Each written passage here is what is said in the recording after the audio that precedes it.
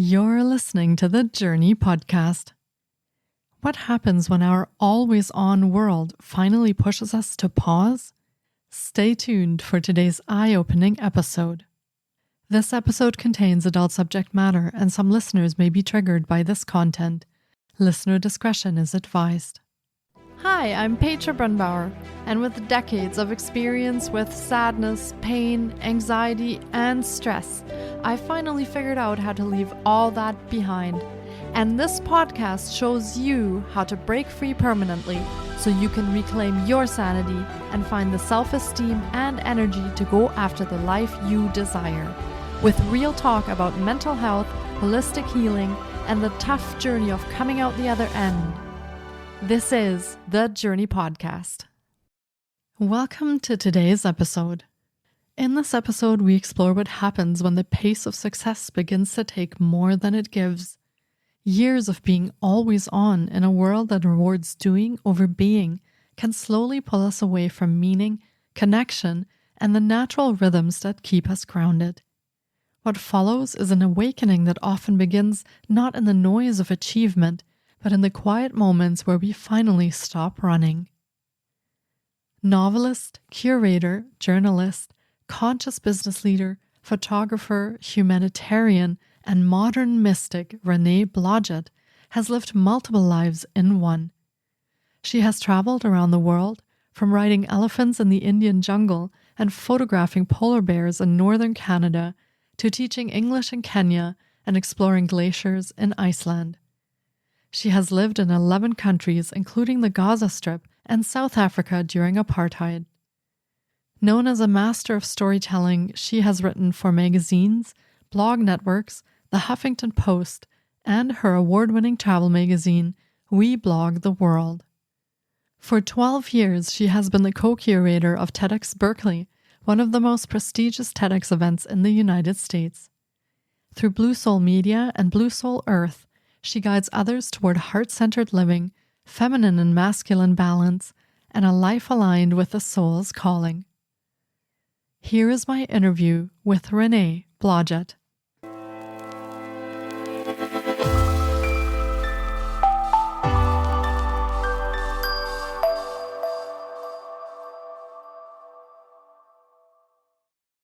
Hi, Renee. It's so great to have you on the podcast today. I've been looking forward to getting to chat with you because feminine and masculine integration for our wholeness and healing is such a fascinating topic and something I hadn't really thought about until we put this together for this episode. And I'm excited to have you here today. Welcome to the podcast. Thanks so much for having me, Petra. I'm a fan of your work and the people that you bring together. It's really important. So I'm happy to be here. Oh, thank you. I really appreciate that. And it's always an honor to speak with you. I feel like you have so much wisdom to share and so many things that we can talk about. So I feel really blessed to have you here today and share this with our audience. And for starters, would you like to share a little bit about yourself and your story and maybe the pieces of that journey that kind of connect to what you do today, and tell our listeners a little bit about what it is that you do today as well? Sure. Yeah, I didn't start in the world of consciousness, although everything's conscious, right? Everything is pure consciousness. But I started out in technology and healthcare, PR, marketing, and advertising in London, actually. I began my career in London. And so I was in the world of branding, marketing, communications, you name it, for big brands initially, and worked at some big agencies. And then I also worked in-house with some big corporate companies for many years before I started my own agency. And when I started my own agency, I crafted something a little bit different. It was still doing marketing and communications and branding, but you might say it was with heart and soul. And a lot of the clients that I would get in the door came to me because they liked my tagline. I had different taglines, but one was those who could see the invisible can do the impossible. And so they were esoteric and mysterious, and I really never went into in depth of what it meant. It was just something that resonated with me. And they would say, listen, we know you have the credentials, but we like the way you think. We like the way that you work. And so That's something that I call alignment. It's alignment with what you believe in and what you do. And so I attracted the right clients, you could say. This is Manifestation 101. And so that led me on a really amazing journey into startup land. So I started representing a lot of startups from around the world and became a go-to place for launching, especially European startups, into the US market. And it was fun for a very long time. Actually, I got to travel and meet some interesting people, work with some celebrities.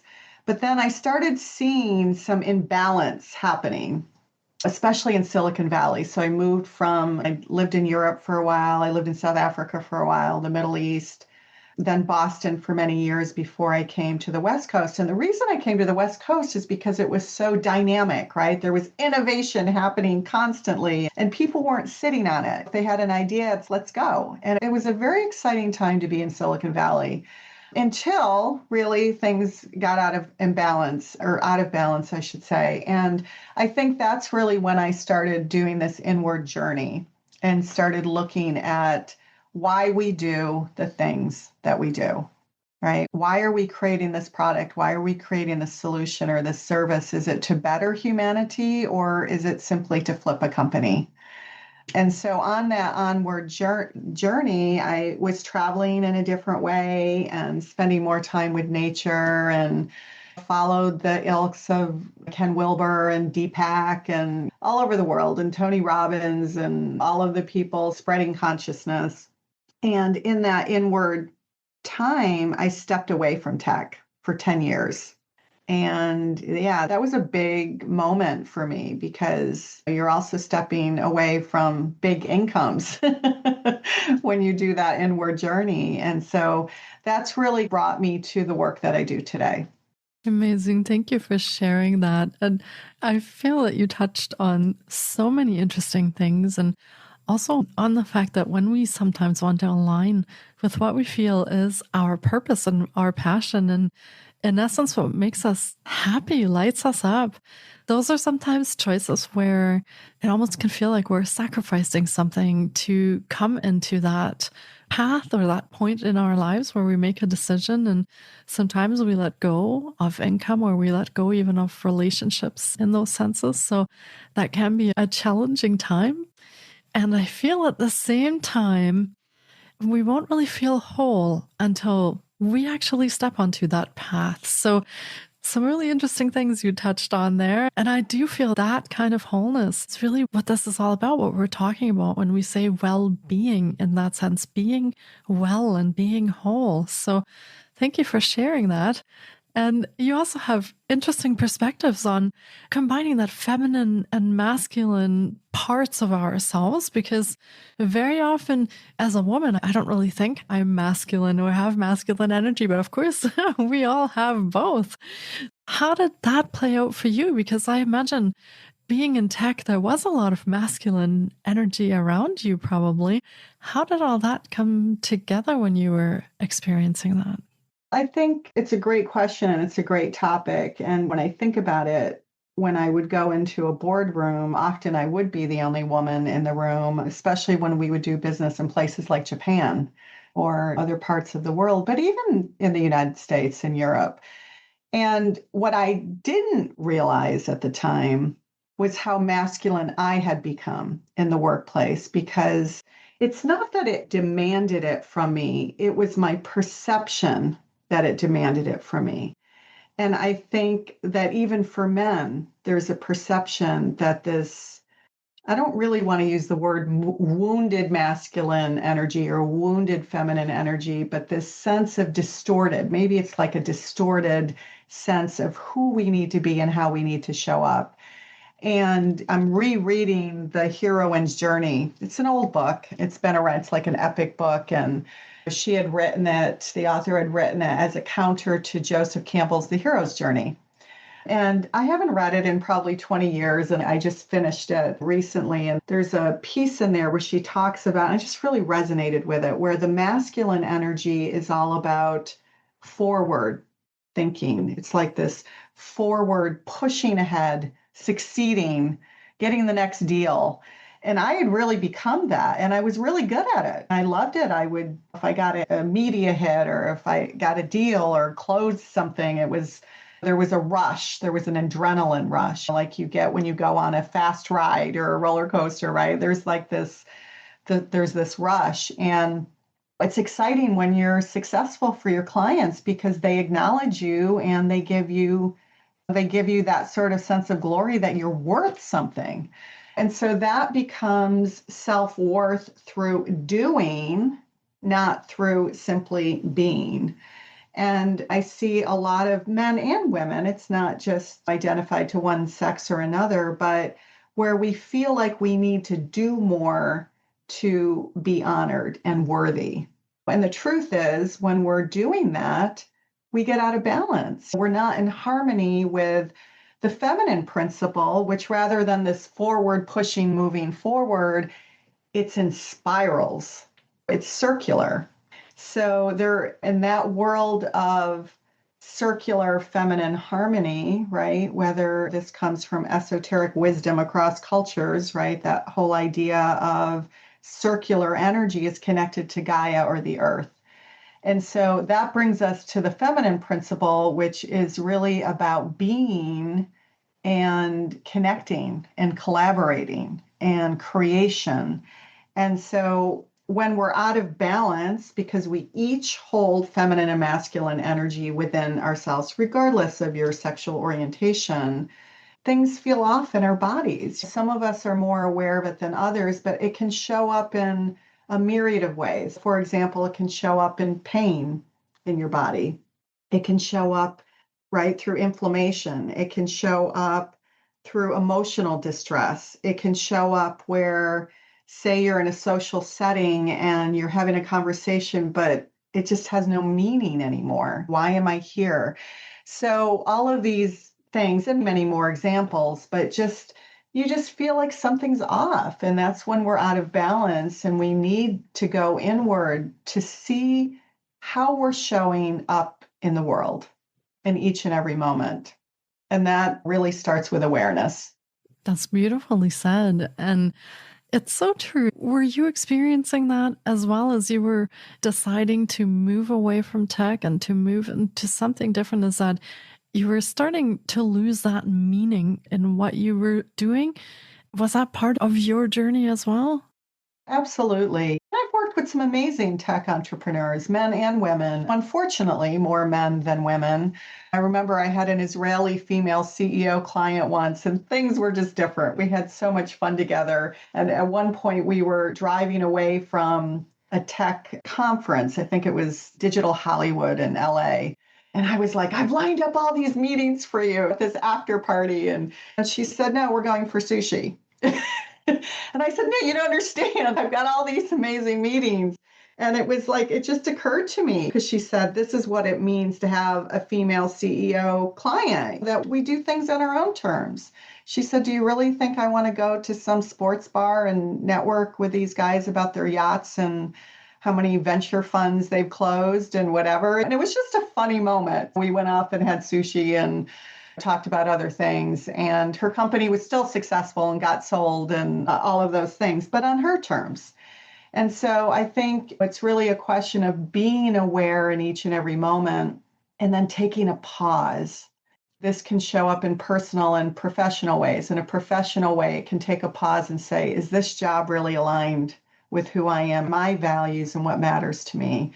Or if you're a solo practitioner who has your own business, right? Is this client aligned with my values?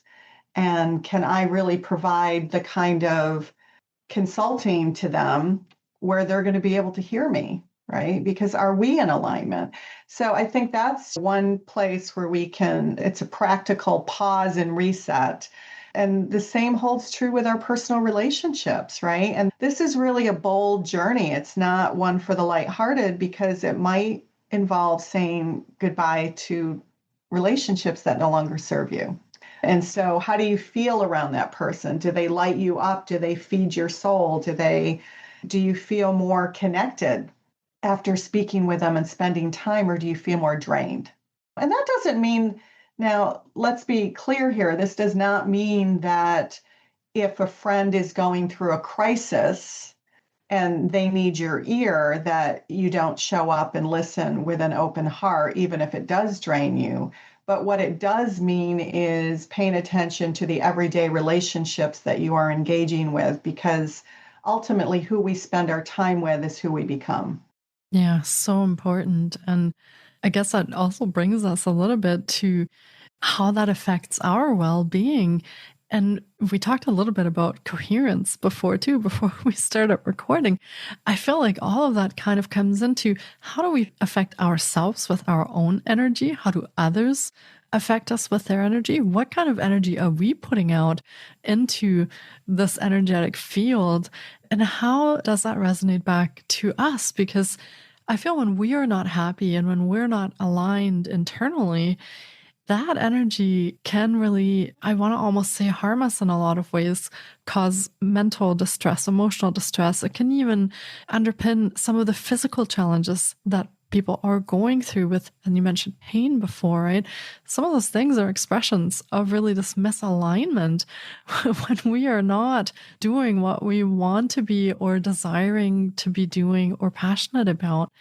And did you have any of those kind of experiences as well? Did you feel the effects of that misalignment that you were perceiving at some point as you were becoming aware?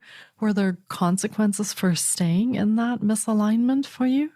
Yeah, I think the big aha moment for me was when we're in the business world, or we can get pigeonholed into doing something that we know well. I did speech recognition for many years, right? Early AI stuff, and then Internet of Things. And so I started getting pigeonholed, not in a bad way per se, but all the IoT, Internet of Things clients started coming to me.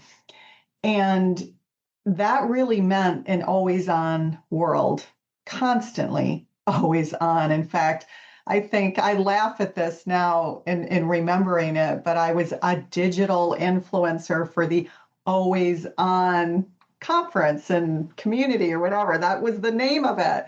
And I thought, oh my God, Renee, that's your world. You're always on. I think there was a professional photographer who did a photo shoot with me, and he had to decide like how to depict me based on my outside image to the world.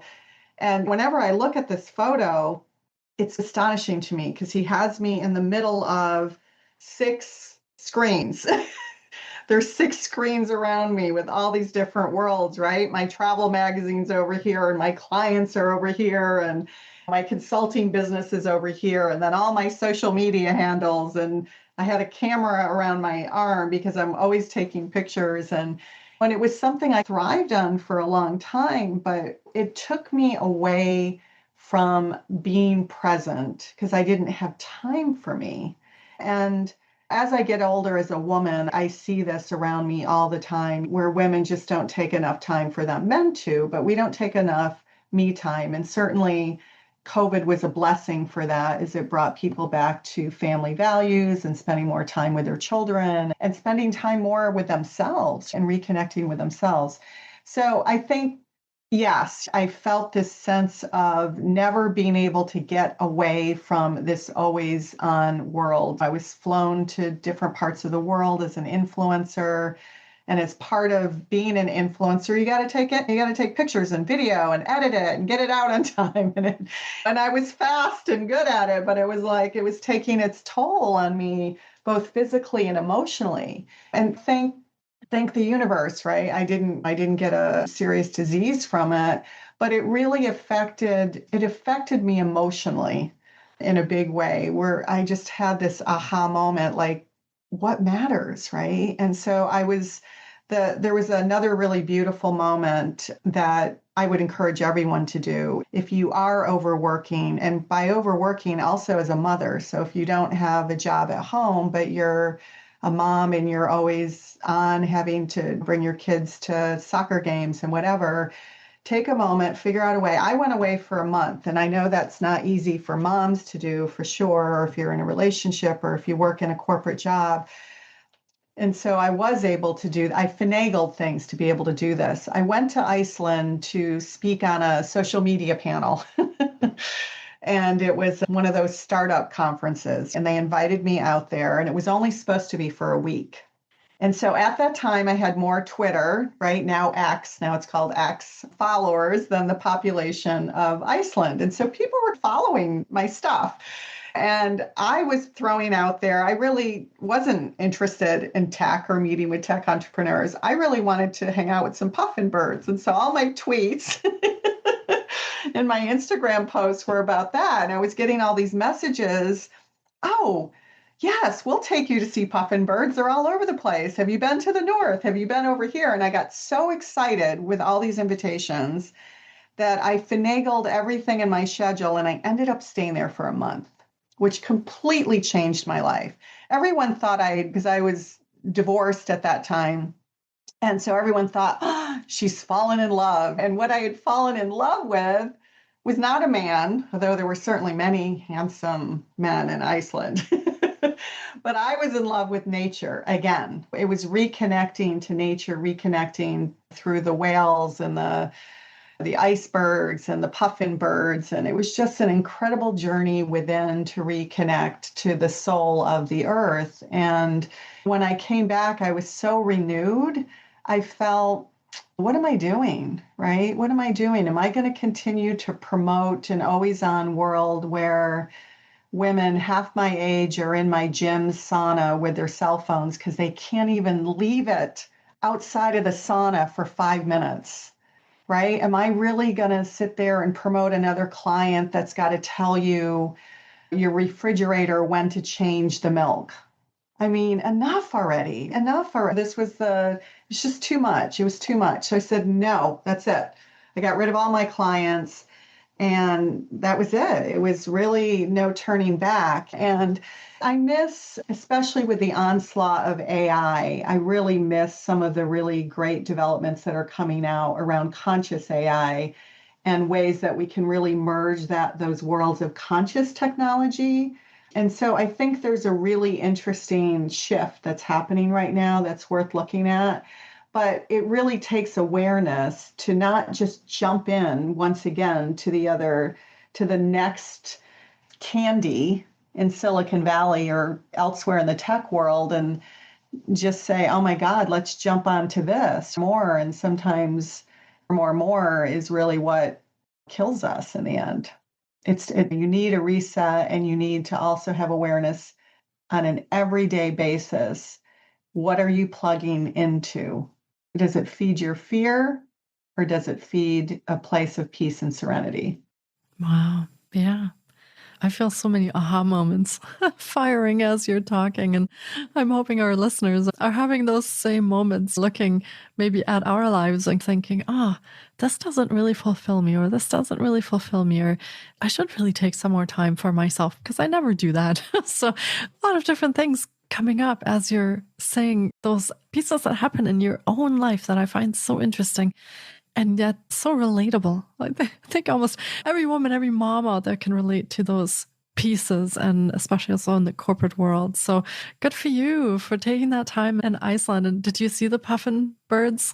I took 1,800 photos of puffin birds. Wow. Amazing. That's commitment for you. You have to remember too, Patra, we haven't talked about this, but I'm also a travel writer. So I've been to 96 countries and lived in 11. So Iceland wasn't like a new experience for me. And certainly nature is far from new for me. I've been all over the world and really spent deep times with nature. The difference with this trip, however, and I lived in Africa, right? I lived in Africa. I camped, drove through Africa. So I've had even deeper nature experiences than the Iceland one. So it's not like that was a new experience for me. The pivotal difference was the timing. So I think the question is, when you're going along on your path, Tony Robbins talks about this a lot, disrupting patterns, right? This goes back to NLP, neuro-linguistic programming, which obviously didn't stem from Tony, but he uses it in his teachings, and so do many other practitioners. The concept is interrupting these patterns to change and shift your consciousness in the moment.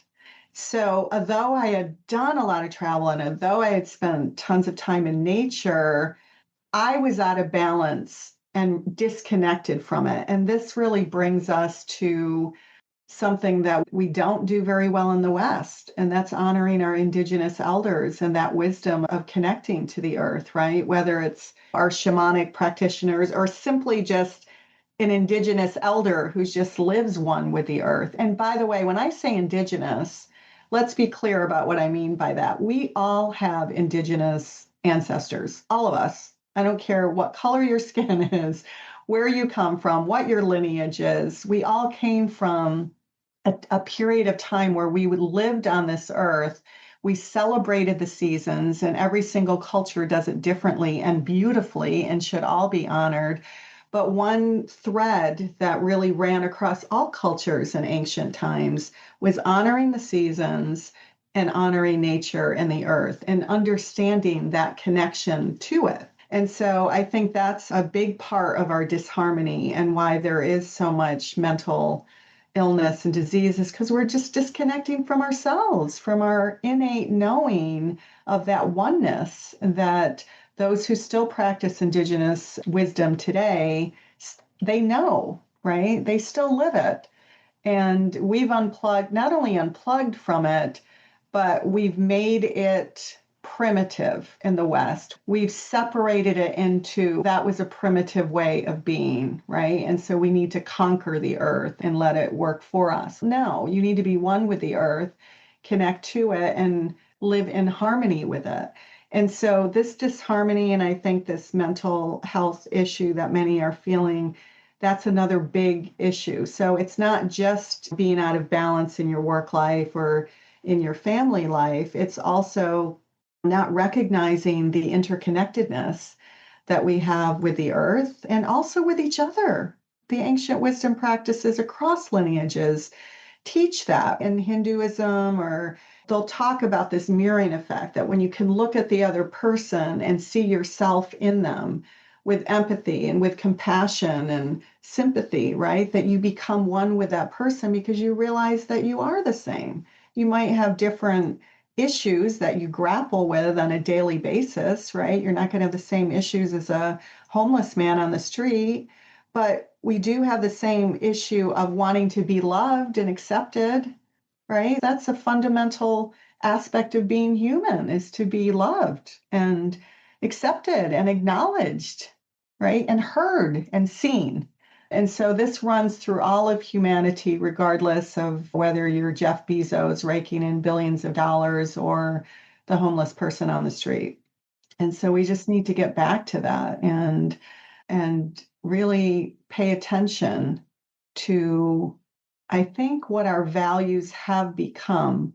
Does that make any sense? When you look at yourself as a child and you go back in time and you think what mattered to you as a child, of course, play, right? And what adult doesn't need more play in their lives? I think going back to that's the core of that innocence, right? And so do we now look at a homeless person with scorn or an Indigenous elder with scorn because we think we're above them? You know, what's our value structure? And really paying attention to it, because there's so much divisiveness happening in the world right now. And I don't want to get political because that's never a good path to go, but I would just encourage you to really look at what's happening in the world right now, regardless of your political belief system, and think about what kind of world do you really want to live in? Do you want to live in a world that's filled with divisiveness and fear and disconnection from your neighbors? Or do you want to live in a world that's connected, right? Where you embrace your neighbor regardless of their color or their religion? Is that really what matters? Or does it matter that you just shared a pancake together and broke bread? At the end of the day, what's going to light your heart up?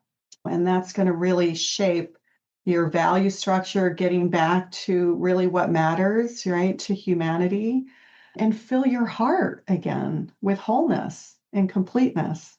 Yeah, that human connection.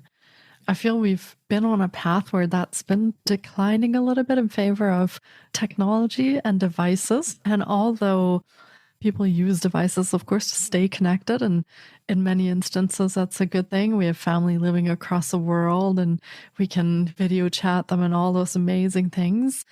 But I feel that human connection component where we really sit with someone face to face, or we have human touch, we get a hug, or somebody puts a hand on your shoulder. Those things also were part of what you were saying, that indigenous wisdom, right? That community, that belonging, that sense of being plugged into a human community. And part of that, I feel, has really been faded out of life in favor of that always on, always available. We have all these devices now. And I love returning to some real, authentic, genuine human connection. And of course, you and I making this episode wouldn't be possible without technology. I definitely honor and appreciate it. But it's not the same, as I said, getting a hug from my mom who lives on the other side of the world. So there's that sense that fills a place in my being that nothing else really can fill in that same way. So also honoring that community, that belonging, that human connection. Yeah.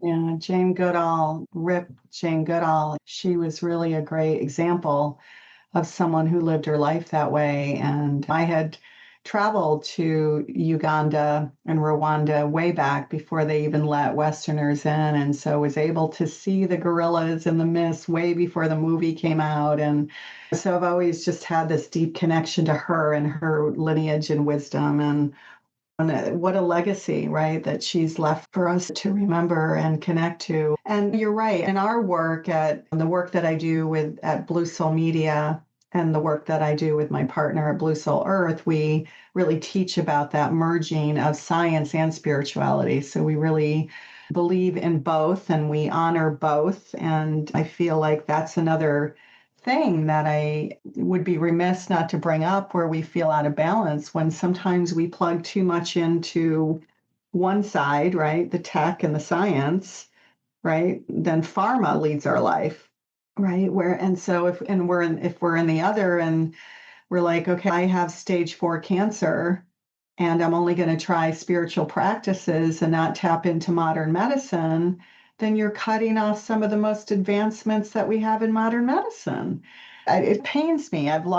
We play more in the spiritual world these days than we do in the world of tech and science, but we're very much involved in both. I came out of tech and science, and my partner is a bilingual speech pathologist. He came out of science. And so we're absolute firm believers in being rooted in science.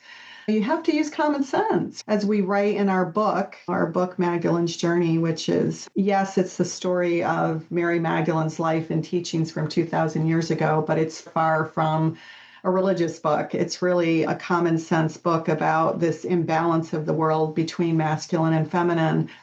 And in the book, there's a section that just simplifies things that says not all water is the same, not all food's the same, not all vaccines are the same, you get the idea. It's like, use common sense with what you're putting into your body, but use modern medicine. Gosh, look at what's emerging for us now with big data and being able to find out through communities around the world information that can help save our lives. And epigenetics, oh my gosh, right? That's a really profound emerging thing. And the brain plasticity. And there's so much stuff coming out of neuroscience now that's really profound. And if you're on a spiritual path and you ignore all of that, you're also going to be imbalanced.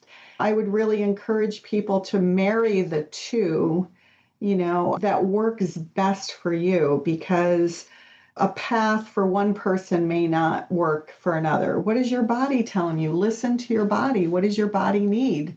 And it's going to probably need a combination of modern medicine and practical esoteric wisdom of things like breath work, meditation, calming the brain, plenty of sleep. These are practical things to bring us back to wholeness. What are you putting in your body? Are you putting chemicals and processed food in your bodies, or are you paying attention to where it's sourced? And when you pay attention to what's sourced and you make decisions based on your belief systems and your values, and you walk away from food that's toxic, That's a big statement. That's a huge statement. And if everybody did that, then, the companies that are allowing these chemicals into our food systems, not just it's a whole system, right? That's being kept alive through pharma and other ingredients that we don't have time to go to in this particular podcast, but it's one of my hot buttons, right? About food. So pay attention to what you put into your body. And this is really practical advice that is really marrying and bridging the two of science and tech and consciousness and spirituality. It's really bringing those bridges together and really bringing consciousness back to our awareness today. Vote with your consciousness, right? About what matters to you, what you put in your body, and time. If you're being pushed to your limit, your body's going to speak up and say no more. And don't wait. Don't wait until you have to go to the emergency room. Don't wait until your partner walks out on you because you've had no time for them or your children alienate you. Take a pause and bring some of these. You could call them spiritual practices. I call them holistic and integrative practices, but isn't everything spiritual really when it comes down to it? But things like breath work and this stuff really works. Petra, you and I were talking about the growth of MDMA, psychedelics, and ayahuasca journeys now, and we lead people through a process in our retreats. They're called darshans, which might sound a little woo for some of you. And yes, they were started in Indian lineage, but just the idea is that you're reconnecting to what matters to you. That's I would say the practical aspect of any of these things, whether they're darshans, we like to call them ayahuasca journeys without the medicine or without the drugs. But whether if it's a mushroom journey or an ayahuasca or frog medicine or whatever you're embarking on, I think these things can be very valuable for healing trauma. But our big go-to is make sure that you're working with a practitioner who's been certified for longer than 2 weeks, because this stuff is very deep. And whenever we've done it with a psychologist, actually, who's been doing this for 30 years. But it can really accelerate trauma. It can really help you push through things. If you're doing it, have the intention of what you want to heal in your body. Don't just do it because it's a cool thing and everyone's talking about it. Really do your own research for what's going to work for you. I think that's really the most important advice that I have found valuable in my own life before I embarked on these journeys. And then also for the advice that we give to others, because these things are coming up, they're emerging, and people are going on these journeys. And sometimes they come back very changed, transformed, and it was a positive journey. But sometimes people come back and they're left untethered and they feel more emotionally unstable than ever before. We had a friend who just came out of a psych ward for 3 months because just left untethered. And we need to be responsible both as the taker of the medicine and as the giver of medicine.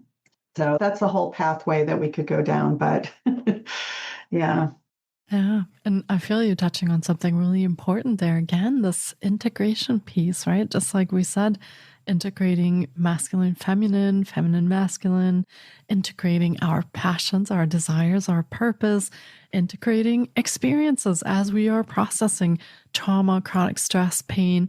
We need these integration pieces. And I feel they're also part of that awareness that you touched on, is that as we're becoming more aware and we're actually processing and addressing a lot of these things, there needs to be integration for all of our systems, the nervous system, the immune system, our energy systems. Everything needs that integration for when we're making those big changes in life. And all of those can be part of our healing journey.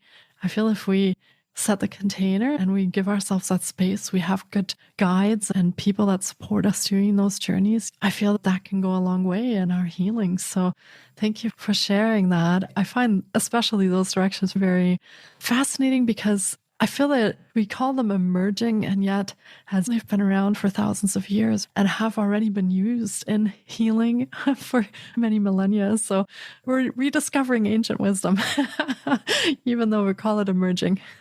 There it is. Thank you for sharing that. And Renee, if our listeners are curious about all the things that you have shared and the journey that you're on and have been on and how you're working with people now, where can they find out more about your services or anything that you have available and how they could work with you? You mentioned you do retreats. Where can our listeners find those things? Sure. The work that I do with my partner is bluesoulearth.com. And there we do lead people on sacred retreats around the world, really focused on, there's no dogma in any of it, really. It's just focused on heart-centered living, oneness, and something we call Gnostic teachings, which is really that you're the guru that you seek out there, you're the master, whatever language resonates with you, and really getting back to you. So we do retreats, and we're launching a new program in January, which is really bringing people through that process in an online forum where we meet 3 times a month via Zoom. So it's really great for people from all over the world, and they're live sessions where we do breakout rooms. There's the power of community, there's teachings, there's integration as well. And so you'll find out about that on our Blue Soul Earth website. And then I also do really help women get into alignment with their voices and speak their truth. I feel that was a pain point for me as a publicist. I was always making everybody else famous and always behind the scenes. And I think a lot of times as women and men too, I don't want to exclude our brothers here, but we're afraid to speak our truth and we hide behind. I've been co-curating one of the larger TEDx events in the United States at Berkeley for, well over 12, 13 years now. And so I work with people on putting together, whether it's a TED Talk or another platform like it, to speak your truth, but align truth, right? Really getting out the core of what is yours to do in this lifetime. And so that's at bluesoulmedia.com. And that, I help people getting their voice out there in all sorts of ways, including getting your book published. If you've had a book idea that you want to get out the door, I can help you do that and work with the alignment of your messaging and your positioning that's really aligned in a more conscious way. So different than the old models. And then, we have a YouTube channel where we also have a podcast, and that's, you can subscribe for free. And that's youtube.com/bluesoulearth. And if you want the video versions of our interviews, just check out the Blue Soul Chats playlist, and then anchor.fm/Blue Soul Chats, just for the audio version. I know it's a lot. We have a lot of stuff going on. And then the last thing, I know it's a lot, but our book, magdalensjourney.com, for those who are interested in learning more about the feminine voice and the feminine path. And it's seen through the eyes of Mary Magdalene, who was really written out of history and proverbial holy books from 2,000 years ago, begging the question, y'all, how many other pivotal women were left out of history and holy books? And so that book is really a journey into understanding our past through a woman's eyes. So I know there's a lot of stuff there. We definitely hope to meet you on your journey. We love working with people. We believe in the power of community, or Sangha, as the Buddhist tradition likes to say it. Without community, right, that find your community and plug into it. And all the stuff that we've talked about, Petra, today, I would say make sure that it's a combination of online and offline, right? Because I believe in online. You and I wouldn't have met if we didn't have this incredible online community through mutual friends who live from all over the world. And we found our volunteer from one of our last retreats. So anyway, a huge believer in that, but make sure that you unplug and find a physical community as well in your own community that supports your values. And if they don't, find another one. There's so many communities. And if you live in a small town somewhere and you're like, listen, I love what you're saying, but trust me, there's no local community who supports my values, then find something online. We have a community, join ours, we'll connect you to others.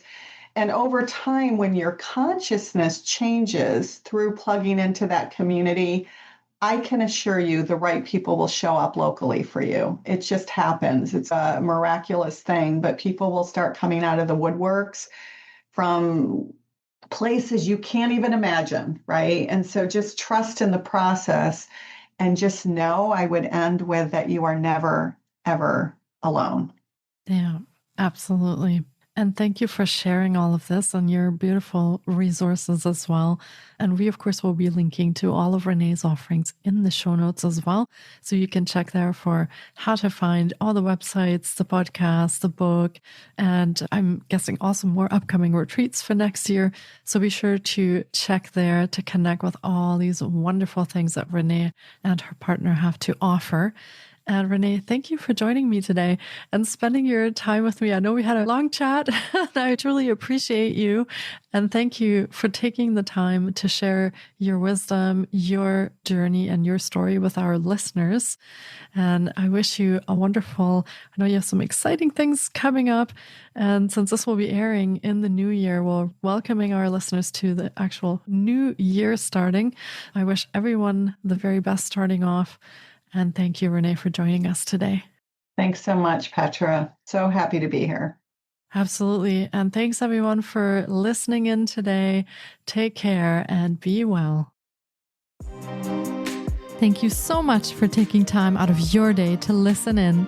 If you enjoy the Jōrni Podcast, please support us by subscribing, sharing on social media, and leaving us a review. We appreciate you. And you can find more of The Jōrni on Facebook, Instagram, TikTok, and our website, thejōrni.com. Sending you love and courage, and see you next time.